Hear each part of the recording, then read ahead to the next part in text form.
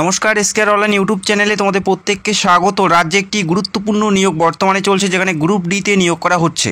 Group ডির বিভিন্ন পদে যেমন পিওন এবং নাইট গার্ড এই সমস্ত পদে নিয়োগ করা হচ্ছে। পাশাপাশি গ্রুপ বির কিছু পোস্টে নিয়োগ করা হচ্ছে অত্যন্ত গুরুত্বপূর্ণ ভ্যাকেন্সিস, যেখানে পুরোপুরি স্থায়ী পদে এবং সরকারি পদে নিয়োগ করা হচ্ছে।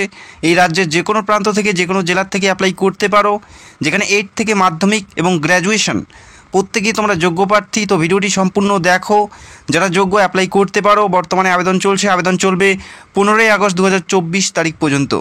এই মাসের 15 তারিখের মধ্যেই তোমাদের অ্যাপ্লাইটি করতে হবে। তো এই নিয়োগের প্রত্যেকটা তথ্য আমরা স্টেপ বাই স্টেপ দেখে নেব। তো ভিডিওটি সম্পূর্ণ দেখো, যেখানে মেল এবং ফিমেল উভয়ে তোমরা এখানে অ্যাপ্লাই করতে পারো।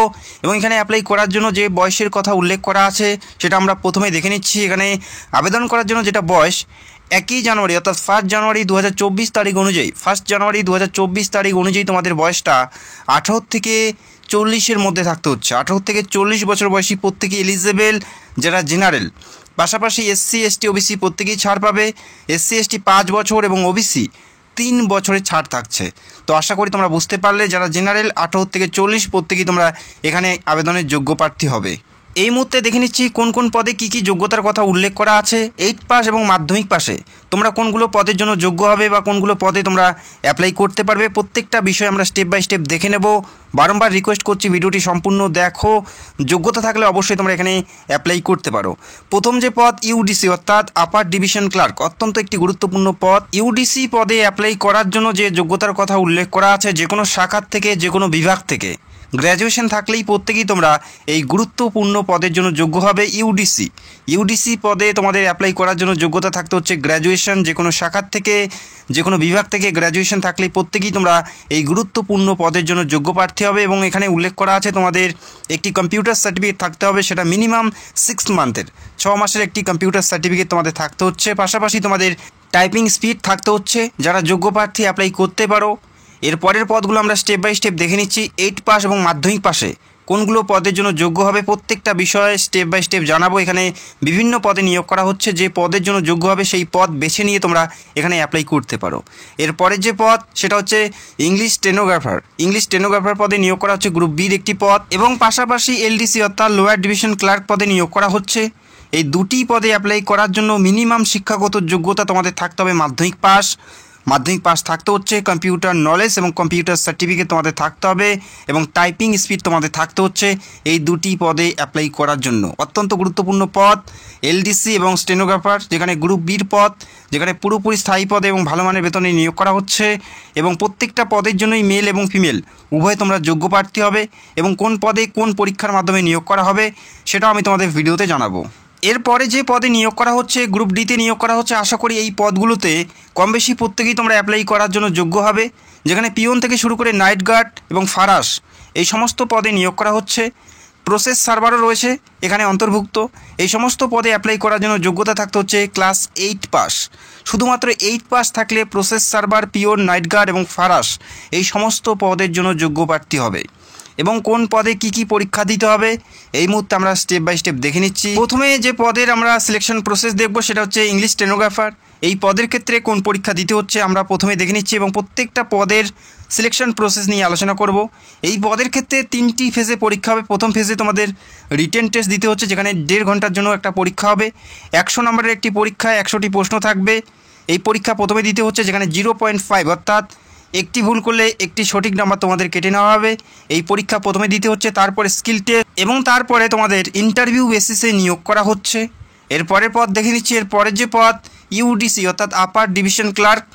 এই পদের ক্ষেত্রে তোমাদের 2টি ফেজে তোমাদের পরীক্ষা হচ্ছে। প্রথম ফেজে তোমাদের থাকবে পিলি পরীক্ষা অর্থাৎ প্রিলিমিনারি পরীক্ষা তোমাদের প্রথমে দিতে হচ্ছে। 2টি ফেজে তোমাদের এখানে সিলেকশন প্রসেসের মাধ্যমে নিয়োগ করা হচ্ছে। প্রথম ফেজে থাকবে পিলি পরীক্ষা, যেখানে 1.5 ঘন্টা তোমরা পরীক্ষার জন্য সময় পাবে। 100টি প্রশ্নে 100 নম্বর একটি পরীক্ষা থাকবে। প্রথমে এই পরীক্ষা দিতে হচ্ছে, এবং এই পরীক্ষায় ইংলিশ, জিকে, কারেন্ট অ্যাফেয়ার্স এবং এরিথমেটিক এই সমস্ত বিষয়ের উপর পরীক্ষা হবে। এবং এই পরীক্ষার ক্ষেত্রেও 0.5 হারে তোমাদের নেগেটিভ মার্কিং অর্থাৎ একটি ভুল করলে 1 নাম্বার তোমাদের কেটে নেওয়া হবে। এই পরীক্ষা প্রথমে দিতে হচ্ছে। এই পরীক্ষা যে সকল প্রার্থী পাস করবে তারা ফেজ 2-র জন্য ডাক পাবে। ফেজ 2-তে কী আছে? ফেজ 2-তে তোমাদের থাকবে মেন এক্সাম। যে সকল প্রার্থী তোমরা পিলি পরীক্ষা পাস করবে তারা ফেজ 2-র জন্য ডাক পাবে। ফেজ 2-তে 75টি প্রশ্ন 75 নম্বরের পরীক্ষা থাকবে, যেখানে কনভেনশনাল মোডে পরীক্ষা হবে, অর্থাৎ পেন পেপার অর্থাৎ লিখে তোমাদের পরীক্ষা দিতে হবে। এবং এই পরীক্ষায় লেটার রাইটিং, প্যারাগ্রাফ রাইটিং থাকছে, যেখানে কনভেনশনাল মোডে পরীক্ষা দিতে হচ্ছে। এটা মেন পরীক্ষা, যেখানে 75 নম্বরের পরীক্ষা দিতে হচ্ছে। 75 নম্বরের পরীক্ষা দিতে হচ্ছে এবং এই পরীক্ষার উপর বেস করে ফাইনাল মেরিটের মাধ্যমে নিয়োগ করা হবে। তবে এই পরীক্ষায় যারা অংশগ্রহণ করবে বা পরীক্ষায় 1:3 হারে প্রার্থীকে পাস করানো হবে, অর্থাৎ একটা ভ্যাকেন্সিসের জন্য 3 জনকে পাস করানো হবে এবং পরবর্তী সময় তাদেরকে পার্সোনালিটি টেস্ট অর্থাৎ ইন্টারভিউয়ে ডাকা হবে। এবং সর্বশেষ ইন্টারভিউ এবং যে মেন পরীক্ষা, এই দুটি ধাপের উপর বেস করেই তোমাদের মেরিটের মাধ্যমে নিয়োগ করা হচ্ছে। মেন পরীক্ষা এবং ইন্টারভিউ এই দুটির উপর ভিত্তি করে যাদের নাম্বার সর্বোচ্চ থাকবে তারাই কিন্তু এখানে সিলেক্টেড হয়ে যাবে। তো বোঝা গেল। এর পরের যে পদগুলো আছে নাইট গার্ড থেকে শুরু করে পিওন, সেই সমস্ত পদে সিলেকশন প্রসেস কী আছে, কী করে অ্যাপ্লাই করবে সেটাও আমি তোমাদের ভিডিওতে জানাবো। তো অবশ্যই ভিডিওটি সম্পূর্ণ দেখো। যেখানে আবারও জানাচ্ছি, এখানে যে ইন্টারভিউ সেখানে 30 নম্বরে থাকবে। এরপরে যে পদ এলডিসি পদের ক্ষেত্রে যেখানে 2টি ফেজে তোমাদের পরীক্ষা থাকছে, যেখানে প্রথমে পিলি পরীক্ষা থাকছে, 100টি প্রশ্ন 100 নম্বরের পরীক্ষা থাকবে। 100টি প্রশ্ন 100 নম্বরের পরীক্ষা থাকবে। 0.50 হারে নেগেটিভ মার্কিং, 1.5 ঘন্টা তোমরা পরীক্ষার জন্য সময় পাবে। ফেজ 1-এ তোমাদের এই পরীক্ষা দিতে হচ্ছে। এই পরীক্ষা যে সকল প্রার্থী অ্যাপ্লাই করবে প্রত্যেকেরই দিতে হচ্ছে। আবারও জানাচ্ছি, এই পরীক্ষা প্রত্যেকেরই দিতে হচ্ছে যারা অ্যাপ্লাই করবে। ইংলিশ, জিকে, কারেন্ট অ্যাফেয়ার্স এবং এরিথমেটিক এই কয়টি বিষয়ের উপর পরীক্ষা হবে। এবং ফেজ 2-তে থাকছে মেন এক্সাম থাকছে। ফেজ 2-তে যেখানে 75 নম্বরে একটি পরীক্ষা দিতে হচ্ছে এবং এই পরীক্ষাও কনভেনশনাল মোডে পরীক্ষা দিতে হবে, অর্থাৎ পেন পেপারের মাধ্যমে লিখে পরীক্ষা দিতে হবে, যেখানে 75 নম্বরের পরীক্ষা তোমাদের দিতে হচ্ছে। এবং এই পরীক্ষায় 1:3 রেটিওতে, অর্থাৎ একটি ভ্যাকেন্সিসের জন্য 3 জন প্রার্থীকে পাস করানো হবে। তাদেরকে ইন্টারভিউয়ে ডাকা হবে, যেখানে ইন্টারভিউ 30 নম্বরে থাকবে। বোঝা গেল, 30 নম্বরের ইন্টারভিউ থাকবে। তো সর্বশেষ ইন্টারভিউ বেসিস এবং মেন পরীক্ষার উপর ভিত্তিতেই এখানে প্রার্থীকে সিলেক্টেড করা হবে। তো আশা করি তোমরা বুঝতে পারলে। এর পরের পদগুলো দেখে নিচ্ছি। তার আগে একটা রিকোয়েস্ট, যারা চ্যানেলে নতুন দর্শক চাইলে অবশ্যই আমাদের চ্যানেলটাকে সাবস্ক্রাইব করে রাখতে পারো। এরপরে যে পদ সেটা হচ্ছে প্রসেস সার্ভার। এই পদের ক্ষেত্রে যেটা রয়েছে সেটা হচ্ছে তোমাদের একটি মাত্র পরীক্ষা দিতে হচ্ছে, যেখানে MCQ টাইপের প্রশ্ন থাকবে। এরিথমেটিক থেকে শুরু করে ইংলিশ, বেঙ্গলি এবং জেনারেল নলেজ এই সমস্ত বিষয়ের উপর পরীক্ষা হচ্ছে। 100 নম্বরের উপর পরীক্ষা হবে, যেখানে 50টি প্রশ্ন থাকবে, অর্থাৎ প্রত্যেকটা প্রশ্নের মান 2 করে থাকবে। নেগেটিভ মার্কিং 0.50, অর্থাৎ একটি ভুল উত্তরের জন্য 1 নাম্বার তোমাদের কেটে নেওয়া হবে। এই পরীক্ষা প্রথমে থাকছে এবং তারপরে একটা ইন্টারভিউ থাকবে, যেখানে 30 নম্বরের একটা ইন্টারভিউ থাকবে। এই দুটি ধাপে নিয়োগ করা হচ্ছে প্রসেস সার্ভার পদে। তো আশা করি তোমরা বুঝতে পারলে। প্রসেস সার্ভার পদে ইন্টারভিউ এবং রিটেন এক্সামের মাধ্যমে নিয়োগ করা হচ্ছে। এরপরের যে পদ নাইট গার্ড, পিওন এবং ফারাস, এই সমস্ত পদের ক্ষেত্রে একটিমাত্র পরীক্ষা, যেখানে 100 নম্বরের একটি পরীক্ষা, 50টি প্রশ্ন থাকবে, প্রত্যেকটা প্রশ্নের মান 2 করে থাকবে। বেঙ্গলি, জিকে, এরিথমেটিক এই সমস্ত বিষয়ের উপর পরীক্ষা হবে। 0.50 হারে নেগেটিভ মার্কিং, অর্থাৎ একটি ভুল করলে একটি সঠিক নাম্বার তোমাদের কেটে নেওয়া হবে।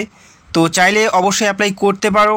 যারা 8 পাস করেছো তোমরা এই গ্রুপ ডি পদে অ্যাপ্লাইয়ের জন্য যোগ্য হবে। তো আশা করি তোমরা বুঝতে পারলে এই সমস্ত পদে নিয়োগ করা হচ্ছে। আবেদন কি করে করবে এবং আবেদন করার জন্য কত ফি দিতে হচ্ছে আমি এই মুহূর্তে তোমাদের জানিয়ে দিচ্ছি। আর পোস্টিং তোমাদের কোথায় হচ্ছে সেটাও আমি তোমাদের ভিডিওতে জানাচ্ছি। এখানে পিওন পদে অ্যাপ্লাই করার জন্য যারা জেনারেল এবং ওবিসি প্রার্থী তাদের ক্ষেত্রে 300 টাকা এবং SC/ST হলে 250 টাকা অ্যাপ্লিকেশন ফি তোমাদের দিতে হচ্ছে পিওন পদে। ঠিক একইভাবে প্রসেস সার্ভার পদের ক্ষেত্রে যারা জেনারেল এবং ওবিসি তাদের 350 এবং SC/ST হলে 250 টাকা এবং LDC পদের ক্ষেত্রে যারা জেনারেল 500 টাকা, SC/ST হলে 350 টাকা অ্যাপ্লিকেশন ফি তোমাদের দিতে হচ্ছে। UDC এবং ইংলিশ স্টেনোগ্রাফার এই দুটি পদের ক্ষেত্রে 600 টাকা যারা জেনারেল এবং SC/ST হলে 400 টাকা অ্যাপ্লিকেশন ফি তোমাদের দিতে হচ্ছে যখন তোমরা আবেদনটি করবে। অ্যাপ্লাই করার জন্য অফিসিয়াল ওয়েবসাইটের লিঙ্ক তোমরা ভিডিও নিচে পেয়ে যাবে। আবেদন বর্তমানে চলছে। আবেদন চলবে 15 আগস্ট, অর্থাৎ 15 আগস্ট পর্যন্ত এখানে আবেদন চলছে। পুরোপুরি সরকারি চাকরিতে ভালো মানের বেতনে নিয়োগ করা হচ্ছে। চাইলে অবশ্যই অ্যাপ্লাই করতে পারো। অফিসিয়াল ওয়েবসাইটের লিঙ্ক তোমরা ভিডিও নিচে পেয়ে যাবে। পশ্চিমবঙ্গ রাজ্য সরকারের চাকরি এবং এখানে তোমরা রাজ্যের যে কোনো জেলার থেকেই তোমরা অ্যাপ্লাই করতে পারো এবং আবেদন করতে পারো। তবে তোমাদের পোস্টিং উত্তর দিনাজপুরের রায়গঞ্জে তোমাদের পোস্টিং হবে। অফিস অফ দ্য ডিস্ট্রিক্ট জাজ যেখানে উত্তর দিনাজপুর, রায়গঞ্জে তোমাদের পোস্টিং হবে। এই রাজ্যের যে কোনো প্রান্ত থেকে, যে কোনো জেলার থেকে অ্যাপ্লাই করতে পারো। তো যারা যোগ্য অ্যাপ্লাই করতে পারো। অফিসিয়াল ওয়েবসাইটের লিঙ্ক তোমরা ভিডিও নিচে পেয়ে যাবে, যেখানে পুরোপুরি সরকারি পদে, পুরোপুরি স্থায়ী পদে নিয়োগ করা হচ্ছে। চাইলে অবশ্যই এখানে অ্যাপ্লাই করতে পারো। যারা তোমরা চ্যানেলে নতুন, অবশ্যই চ্যানেলটাকে সাবস্ক্রাইব করে রাখতে পারো। ভিডিওটি দেখার জন্য অসংখ্য ধন্যবাদ। Thank you so much.